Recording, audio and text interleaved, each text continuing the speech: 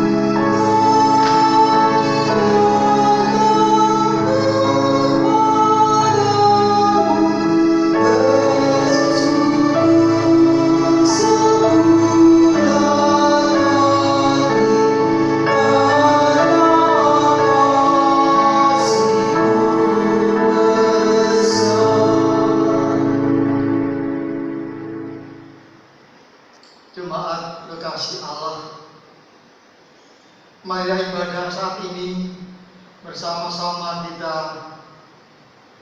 khususkan dengan pengakuan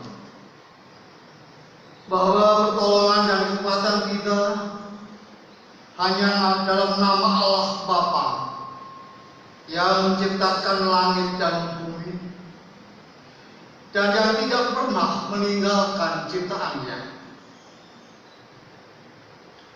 Kasih karunia dan damai sejahtera dari Allah Bapa dan dari Tuhan kita Yesus, serta persekutuan dalam Roh Kudus kiranya menyertai kita semuanya. Amin.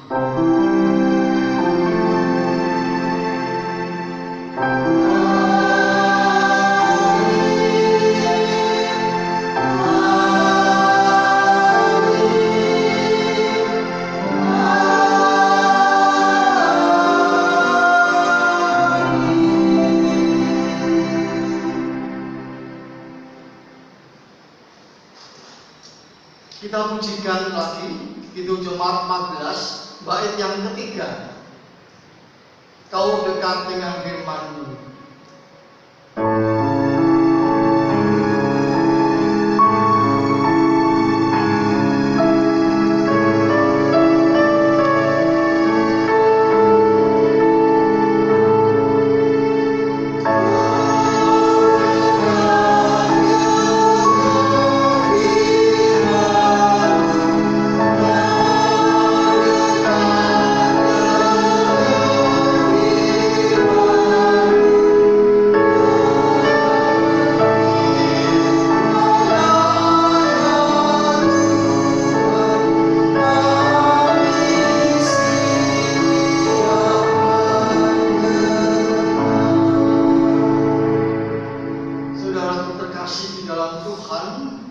Setiap kita beribadah, kita senantiasa diingatkan dengan hukum kasih yang utama yang diberikan oleh Tuhan kita kepada kita untuk kita lakukan di dalam kehidupan kita.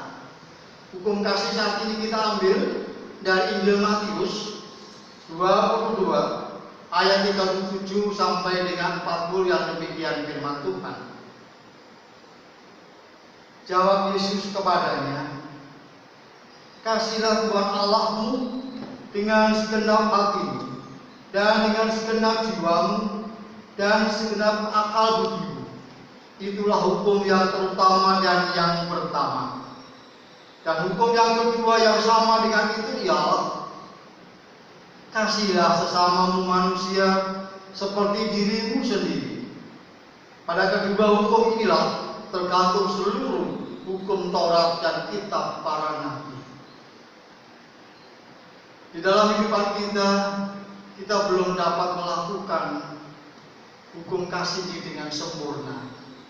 Oleh karena itu, saudara sekalian, mari kita bersama-sama mengakui akan segala kekurangan kita, dan sebagai ungkapan rasa penyesalan kita pujikan dari Kidung Jemaat 37A bait yang 1 dan yang ketiga. Batu karang yang teguh.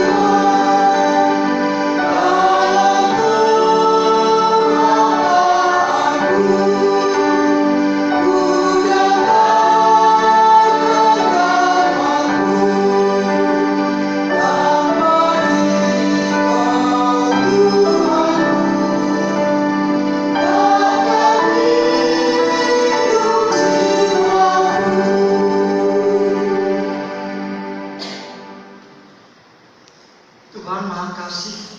Oleh karena itu, pada saat ini kita diperbarui hidup kita dengan berita anugerah yang terambil dari Roma 8 ayat 1 dan sampai dengan 3. Roma 8 ayat 1 sampai dengan 3, yang demikian firman Tuhan. Demikianlah sekarang tidak ada penghukuman bagi mereka yang ada dalam Kristus Yesus. Roh yang memberi hidup telah memerdekakan kamu dalam Kristus dari hukum dosa dan hukum maut. Sebab apa yang tidak mungkin dilakukan hukum Taurat karena tak berdaya oleh daging, telah dilakukan oleh Allah dengan jalan mengutus anaknya sendiri dalam daging, yang serupa dengan daging, yang dikuasai dosa. Karena dosa, ia telah menjatuhkan hukuman atas dosa itu di dalam daging. Demikian berita anugerah yang kita terima, dan kita lanjutkan dengan petunjuk hidup baru dari Roma 13 ayat 13 sampai dengan 14, yang demikian. Roma 13 ayat 13 dan 14 dan demikian.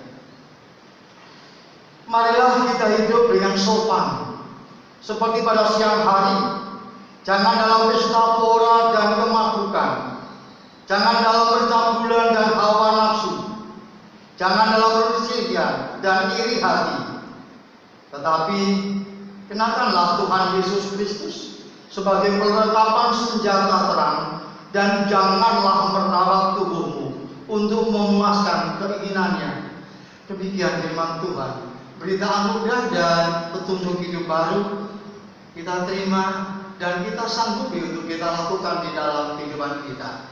Sebagai ungkapan kesanggupan kita pujikan bersama-sama dari Kidung Pujian Jemaat 40 ayat 1 dan 2. Ajaib benar anugerah.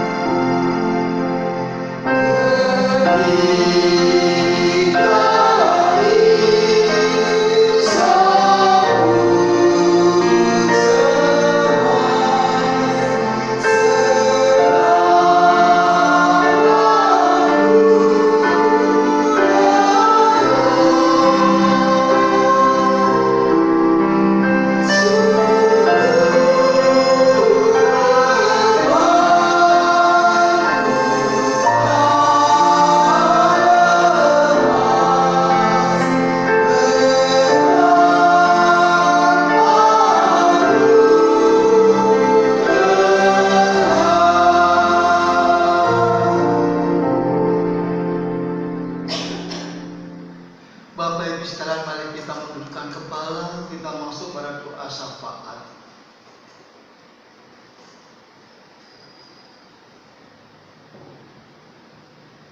Bapa Tuhan kami, Allah yang Maha Kudus, sumber kekuatan dan pertolongan kami.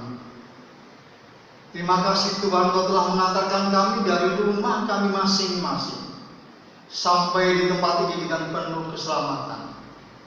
Kalau sekarang ini Tuhan, jemaatku bersama-sama melakukan ibadah di rumah mereka masing-masing. Tuhan berkati mereka, Tuhan datang kepada mereka, dan senantiasa Tuhan pimpin, Tuhan tuntun dan kuasai mereka. Biarlah ibadah mereka di rumah mereka masing-masing senantiasa mendatangkan iman yang kuat dan puji syukur padamu Tuhan. Kemuliaan-Mu senantiasa dimuliakan oleh anak-anak-Mu ini. Bapa Surgawi, Allah yang Maha Kudus, pada kesempatan ini juga kami menyerahkan jemaat Tuhan seutuhnya ke tangan Tuhan. Bapa, Tuhan berkati satu persatu jemaat-Mu yang pada saat-saat ini baru mengalami beberapa musibah dengan adanya corona. Tuhan berkati masing-masing jemaat-Mu, Tuhan berikan kesehatan, Tuhan berikan kekuatan padanya. Tuhan angkat seluruhnya sakit penyakit yang diderita oleh anak-anak-Mu, dan Tuhan kembalikan kesehatannya. Tuhan berkati mereka. Biarlah Tuhan, di dalam tangan-Mu kami percaya bahwa corona ini akan selesai pada saatnya nanti. Biarlah Tuhan berkati semuanya. Umat-Mu yang ada di dunia ini pun kami serahkan ke tangan Tuhan. Para dokter, juru medis semuanya Tuhan, Tuhan berkati, karena beliau Tuhan yang menjadi tangan-tangan kepanjangan-Mu untuk merawat mereka. Tuhan berikan kekuatan juga kesehatan. Biarlah melalui tangan-tangan ini berkat Tuhan, berkat kesembuhan bagi para pasien akan senantiasa dapat diterima. Kalau ada yang telah meninggal dunia Tuhan, kami serahkan keluarganya ke tangan Tuhan. Tuhan berikan kekuatan, Tuhan berikan penghiburan. Biarlah Tuhan Allah-Ku merupakan salah satu keberadaan mereka di dalam memuliakan Tuhan. Karena Tuhan sudah mengendaki saudara-saudaranya Engkau panggil.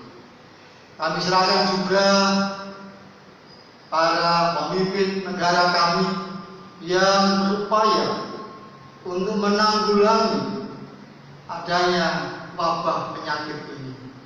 Tuhan berkati, Tuhan sertai, Tuhan tuntun. Apapun yang dilakukan, apapun yang direncanakan, biarlah semuanya itu berdasarkan pada kasih Tuhan. Kami serahkan jemaat Tuhan ke tangan Tuhan.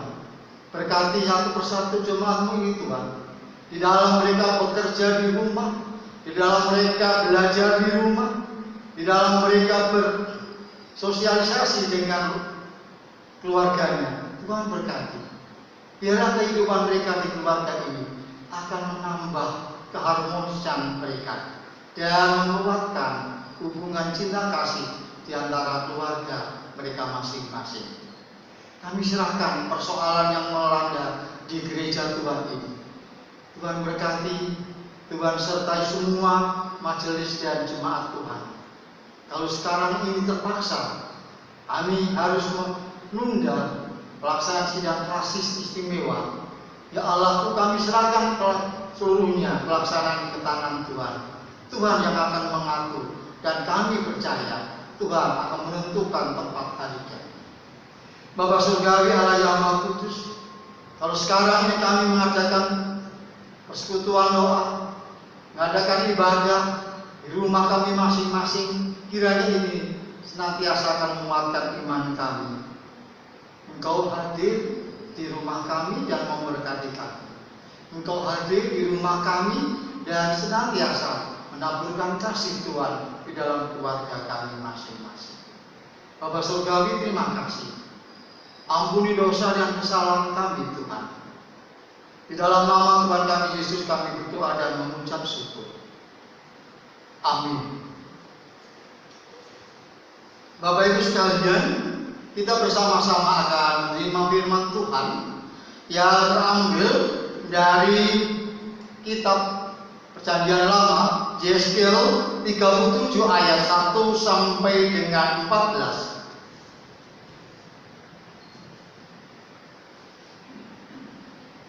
Yesaya ayat 37 ayat 1 sampai dengan 14. Ini adalah bacaan pertama pada leksionari untuk tanggal 29 ini. Masuk pada minggu kelima Prapaskah. Bacaan yang kedua adalah dari Roma.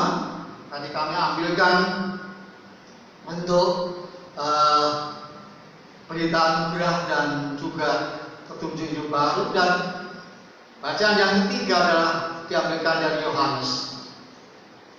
Kami ambil yang bacaan yang pertama, Yesaya 37 ayat 1 sampai dengan 14, yang demikian firman Tuhan. Kebangkitan Israel. Lalu kekuasaan Tuhan meliputi aku, dan Ia membawa aku keluar dengan perantaraan Roh-Nya, dan menempatkan aku di tengah-tengah lembah, dan lembah ini penuh dengan tulang-tulang. Yang membawa aku melihat tulang-tulang itu berkeliling-keliling, dan sungguh amat banyak bertaburan di lembah itu. Lihat, tulang-tulang itu amat kering. Lalu Ia berfirman kepadaku, "Hai anak manusia, dapatkah tulang-tulang ini dihidupkan kembali?" Aku menjawab, "Ya Tuhan Allah, Engkaulah yang mengetahui." Lalu firman-Nya kepadaku, "Bernubuatlah mengenai tulang-tulang ini, dan katakanlah kepadanya, hai tulang-tulang yang kering, dengarlah firman Tuhan. Beginilah firman Tuhan Allah kepada tulang-tulang ini.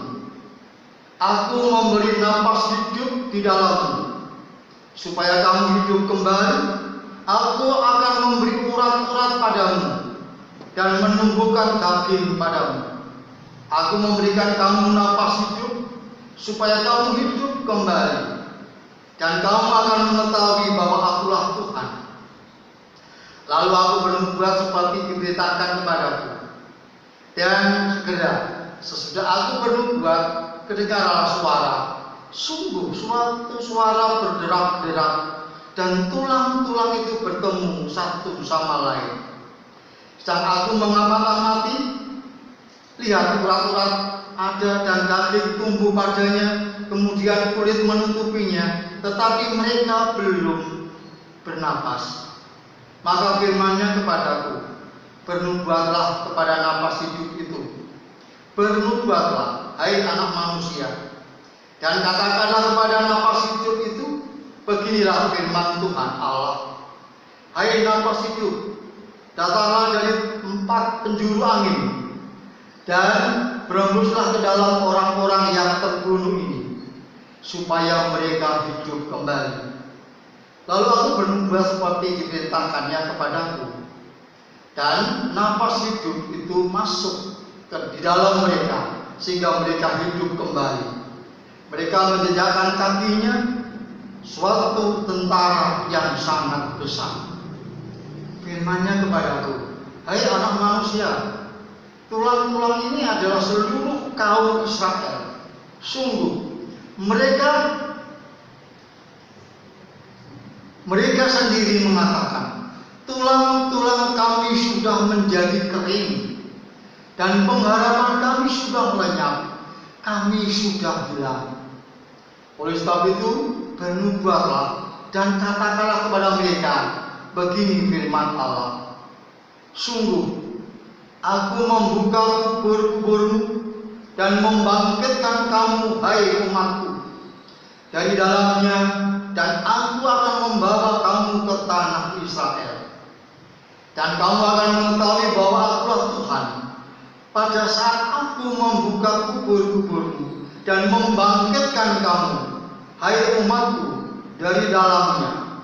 Aku akan memberikan rohku ke dalammu, sehingga kamu hidup kembali, dan aku akan membiarkan kamu tinggal di tanahmu, dan kamu akan mengetahui bahwa aku Tuhan yang mengatakannya dan membuatnya demikianlah firman Tuhan.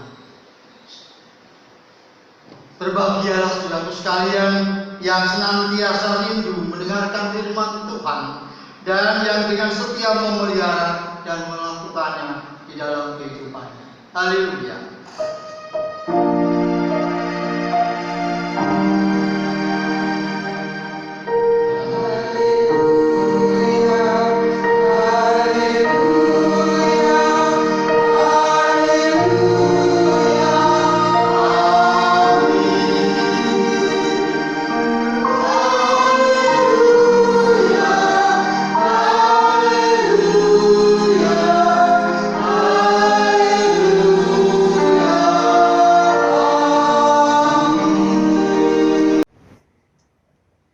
Jemaat kekasih Allah, kita masuk pada minggu kelima masa Prapaskah, dan pada saat ini kita akan bersama-sama menerima firman Tuhan dari Yeskiel kitab 7 ayat 1 sampai dengan 14 dengan satu tema yang sama dengan apa yang disampaikan oleh Sinode, yaitu hidup di dalam Kristus. Yeskiel ini termasuk seseorang yang dari sekian banyak orang buangan, orang Israel yang dibuang ke tanah Babel. Di sana dia hidup lama sekali, dan pada saat 10 tahun dia dipakai oleh Allah untuk menjadi penyambung firman-Nya, untuk menyampaikan firman kepada Israel, dan pada saat itu sudah kehilangan harapan, kehilangan tujuan hidup, kehilangan mempunyai keputusasaan di dalam kehidupannya. Karena apa? Karena mereka menjadi warga negara yang tersetia. Bapak Ibu sekalian yang terkasih, Yeskiel selain dipanggil menjadi nabi, dia adalah seorang dari keturunan imam. Oleh karena itu juga dia disebutkan menjadi warga imam juga. Tugas Yeskiel memang dirasakan sangat berat, karena menghadapi orang-orang Israel yang sudah putus asa, yang sudah kehilangan harapan hidupnya, yang sudah tidak mempunyai tujuan kehidupannya. Itu sangat berat sekali. Walaupun demikian, karena dia taat kepada Allah, maka apapun yang disampaikan Allah untuk disampaikan kepada bangsa Israel, dia tetap melakukannya. Maka oleh Allah, dia diajak berkeliling-keliling di lembah-lembah yang di situ banyak tulang-tulang yang berserakan. Dan tulang-tulang ini keadaannya kering. Tulang yang kering adalah tulang yang sudah tidak mempunyai kehidupan sama sekali. Katakan oleh Allah bahwa Yeskiel diminta untuk berbuat pada tulang-tulang ini. Dan itu disampaikan juga pada tulang-tulang itu. Pada saat itu disampaikan, tulang-tulang ini bergerak. Dari tempat-tempatnya itu bergerak, yang tadinya berserakan bergerak untuk saling sambung satu dengan yang lainnya, sehingga membentuk seorang manusia, membentuk manusia, tubuh. Kemudian tubuh itu diikat oleh orang dan diselimuti oleh kambing. Namun belum itu. Kemudian Allah bernubuat juga kepada Yeskiel untuk supaya Yeskiel memerintahkan nafas hidup yang datang dari 4 jurusan untuk masuk kepada raga yang sudah berbentuk manusia ini. Kemudian roh ini masuk dan menjadi hidup. Bapak Ibu sekalian terkasih di dalam Tuhan, pada saat bangsa Israel masih di tanah pembuangan ini, Yeskiel melihat bahwa selain kehilangan harapan masa politik, masa kehidupan raga jasmani, dia juga kehilangan hubungan spiritual dengan Allah. Karena apa? Karena dia merasa Yerusalem sudah hancur, bait Allah sudah hancur, sehingga dia tidak mempunyai tidak mempunyai hubungan lagi dengan Allah. Perasaannya ini, sehingga ada 2 hal yang bilang di dalam diri masing-masing bangsa Israel yang dibuang, yaitu kehilangan harapan hidup sebagai manusia dan hubungan dengan Allah.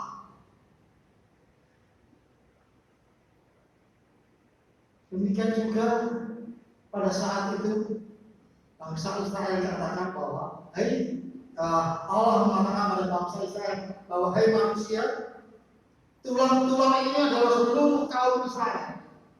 Sungguh mereka sendiri mengatakan, bangsa Israel mengatakan, tulang-tulang kami sudah menjadi kering dan pengharapan kami sudah lenyap, kami sudah hilang. Kita dapat melihat pada ayat 11. Segala harapan untuk bebas itu sudah datang. Hubungan dengan Allah juga sudah hilang, dan inilah buat batu Israel. Allah yang begitu maha kasih mau membangun kembali kehidupan mereka yang sudah putus harapan, mau membangkitkan kembali kehidupan mereka yang sudah tidak punya tujuan kehidupan, mau juga menyambung hubungan lagi dengan Allah. Yeskiel 37 ayat 1 sampai dengan 14 ini adalah merupakan gambaran dari Allah yang tidak tinggal diam, Allah yang menyediakan suatu rencana bagi Israel, yaitu memulihkan keadaan Israel sebagai umat Allah.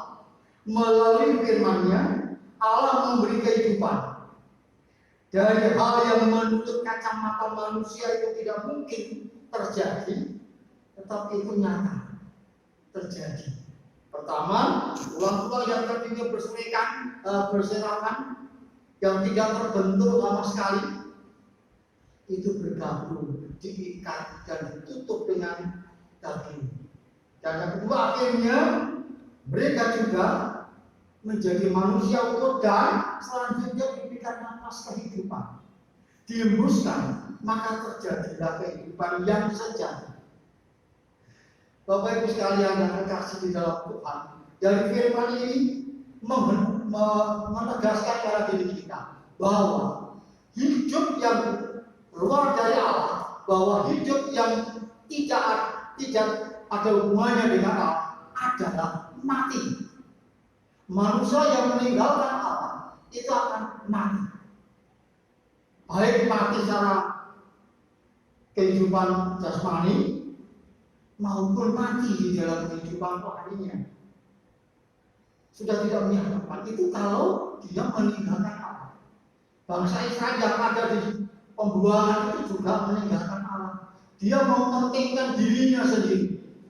Dia senantiasa bergerak hidup berdasarkan apa yang dipikir, apa yang bisa dilakukan oleh dia, tanpa ada campur tangan dengan Allah. Oleh karena itulah Kalau kita lepas dari hubungan dengan Allah, hidup ini akan mati. Karena apa?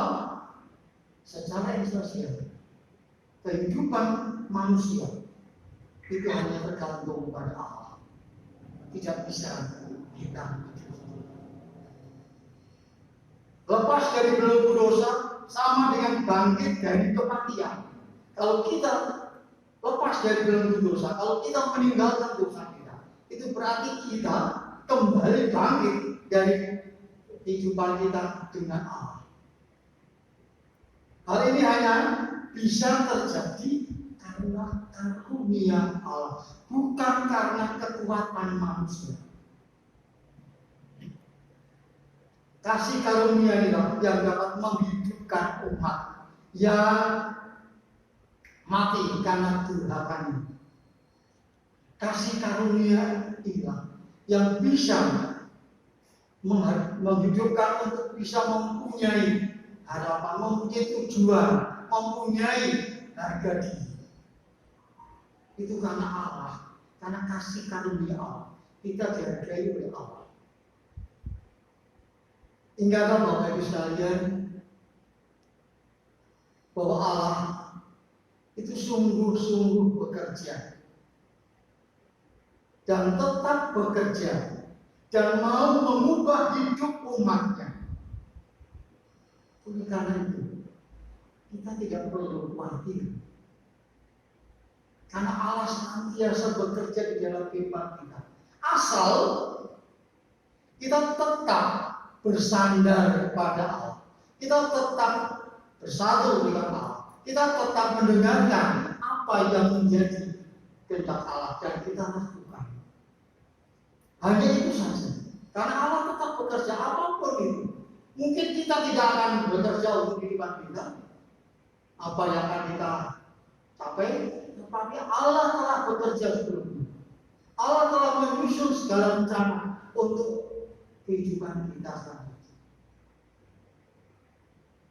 Sekali lagi Bapak Ibu sekalian, melalui Yesaya 37 ayat 1 sampai dengan 14 ini, kita diingatkan kembali bahwa Allah itu tetap dan tetap selalu mengasihi kita, selalu mengingat diri kita, selalu memberkati kita, selalu menyertai kita, dan tidak pernah Dia meninggalkan kita. Dia tetap mengasihi kita dan orang teguh dengan keadaan kita. Tinggal kita sekarang bagaimana respon kita terhadap Allah ini. Maukah kita menerima kasih Tuhan, kita mau menerima bimbingan Tuhan, kita mau menerima karya Tuhan di dalam kehidupan kita. Oleh karena itu mari sekali lagi tidak perlu kita merasa khawatir dalam menghadapi segala pergumulan kehidupan. Tuhan pasti akan memberkati kita dan menuntun kehidupan kita. Amin. Kita masuk pada saat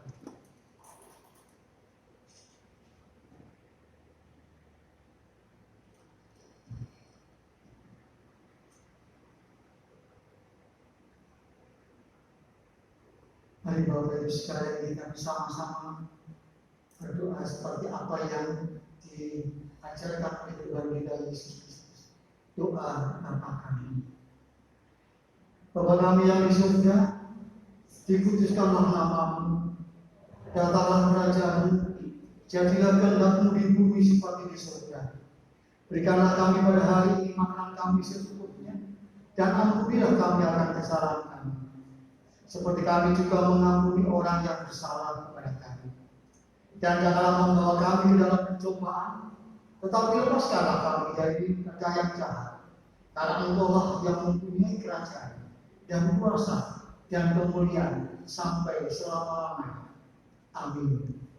Kita bersama-sama akan memuji dari Ibu Jemaat 392. Kami mohon untuk jemaat bisa berdiri. 392 ayat 1 dan 2.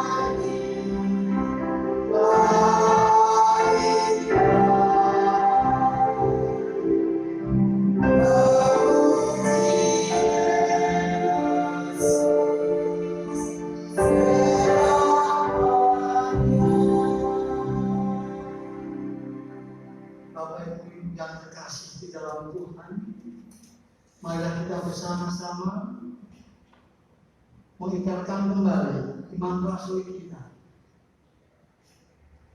Bersama-sama dengan umat percaya di segala tempat dan di sepanjang segala masa.